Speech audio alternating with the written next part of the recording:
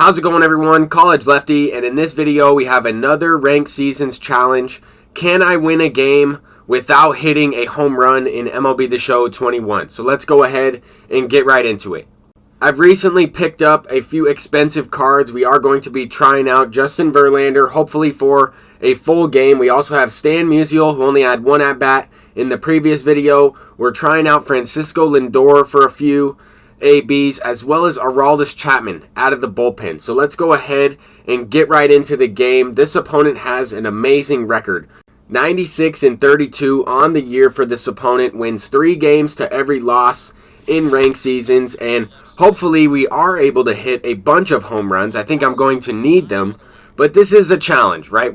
I'm not sure if this is going to work out, but we're going to try it. We have Verlander on the mound, and this opponent is not participating in this challenge. He's going deep on a first pitch fastball. The very first fastball I threw in this game sends it out for a solo shot. Now he's got a couple guys in scoring position, or at least on base, with Xander Bogaerts up. We're going with a fastball up and inside, testing to see if he can lay off that pitch. We have Pablo Sanchez leading off this inning with a 2-out base hit, and we need a 2-out rally right here. We got some speed on first base. He should be able to score on a ball into the gap. I don't know, because this guy has some pretty good outfielders with a lot of speed.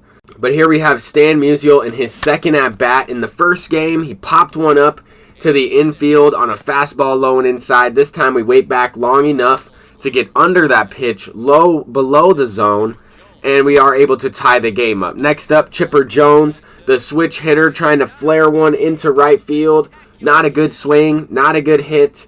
And Mookie Betts makes a heck of a play out there to keep it a tied game. So far, Justin Verlander has been pitching pretty well. This opponent was on the fastball early on. I'm still trying to throw that pitch. However, I had to go to a little bit more off speed. Here we have Jackie Robinson leading off the bottom of the third inning. 2-0 count. Looking for a fastball, or at least a sinker or cutter somewhere in the zone. And we swing very late.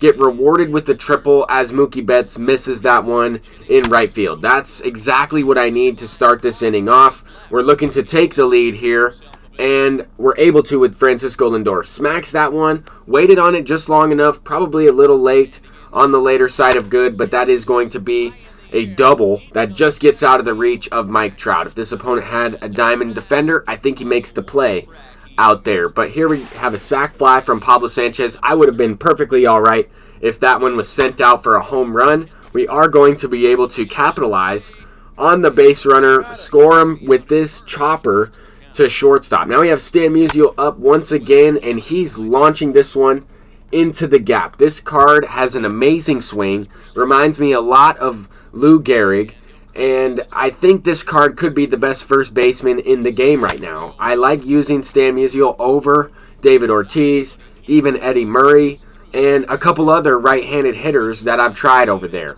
But here we get another seeing eye base hit. Definitely have some luck in this game, and Mike Piazza might just ruin this challenge. Mike Trout robs him out there in left field, so we still have the challenge alive. We have yet to hit a home run.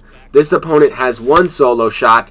Make it a second. That is going to be a 4-2 ball game. I thought I set him up for that fastball up and away. Clearly, he was ready for it.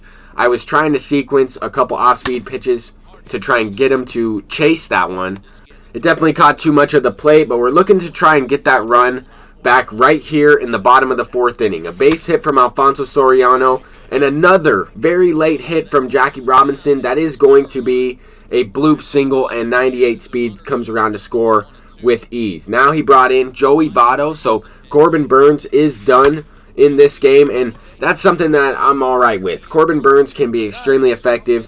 This is the parallel 5 version, but I felt like the opponent was not getting the best feedback on his pitch meter so far throughout this game. I feel like that's why I was able to get a few of those lucky base hits, but it is sometimes better to be lucky than good, especially when you are trying a challenge like this, right? Where if we hit a home run, the challenge is failed, but at the same time, I would be all right with it. It's a 5-2 game. We're looking to extend the lead. I felt like this would be a fun challenge, and in the last challenge, a lot of people mentioned that they swing at every pitch all the time. I thought that was Pretty funny to read all of those comments, but this opponent is going deep once again. His third home run of the ball game went deep with Mookie Betts, Xander Bogaerts, and now Mike Trout. That last pitch was a slider, literally center cut and low. That is not where I wanted it. I wanted it on the outside corner. If anything, low and away below the zone. The opponent had been chasing that pitch for a good amount of this game so far. He wasn't swinging at it every time, but I felt like he was waiting for the fastball in. He was on it early in the game, and now we have been able to kind of expand the zone a little bit by working that outer half. Here we have Aroldis Chapman in the game for his very first few batters, and this changeup was not good. I did not want that changeup right down the middle, but a 3-2 count. I was trying to throw his timing off just a little bit, and I felt like he might have gotten on top of that one. But here he brought in Gregory Soto to face Stan Musial. Stan Musial is going a perfect 4 for 4 in this game. He's had a couple base knocks, and then, of course, a lefty-lefty base hit right there. Now we have Chipper Jones coming up. 2 lefty killers following Stan Musial just in case the opponent does go to that lefty. Stan Musial hits lefties better already. Then we have Chipper Jones and Mike Piazza following that. Chipper Jones lined out to the right fielder. I was looking for that fastball low and away, and this opponent follows it up with a leadoff double. He has one down already, but runner in scoring position, game tying run at the plate, and we're facing Mookie Betts, who already went deep in this game. I didn't know if Vladimir Guerrero was going to be able to get to that ball, but that is a big out. We have 2 outs with Trout coming up. Already has a homer in this ball game. I went with the slider low and away.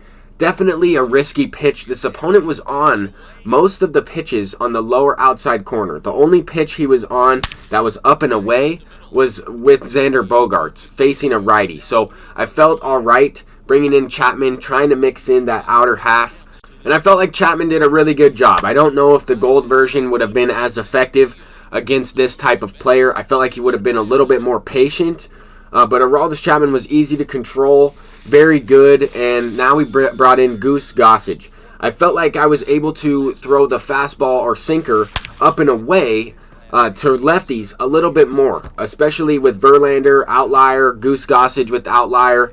The opponent was not on that fastball up and away with the left-handed hitter up. So I might go back to that. We are in the top of the 9th here, trying to get the last out. This opponent brought in Salvador Perez as a pinch hitter earlier in the game. Now he brought in Nicholas Castellanos, and we're able to get the punch out on a fastball. He has that dead red quirk, so that was a little bit risky. I felt like I might have been able to walk the game off, even though I didn't score for the last 5 innings in that game. But we were able to successfully complete the challenge. No home runs were hit from my end in that game. The opponent had 3, but we end up winning 5-3. Peace out.